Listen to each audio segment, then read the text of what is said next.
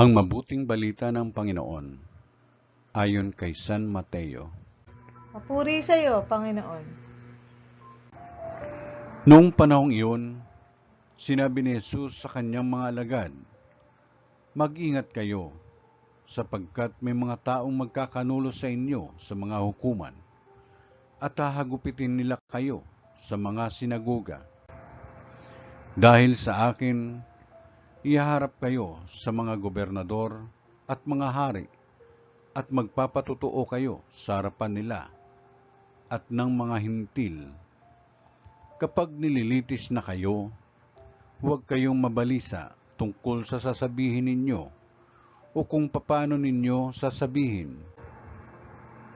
Pagdating ng oras, ito'y pagkakaloob sa inyo, sapagkat hindi kayo ang magsasalita, kundi ang Espiritu ng inyong Ama ang magsasalita sa pamamagitan ninyo.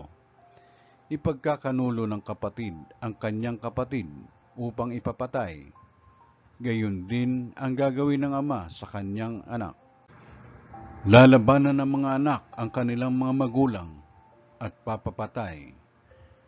Kapupuutan kayo ng lahat dahil sa akin, ngunit ang manatiling tapat hanggang wakas ang siyang maliligtas." Ang mabuting balita ng Panginoon.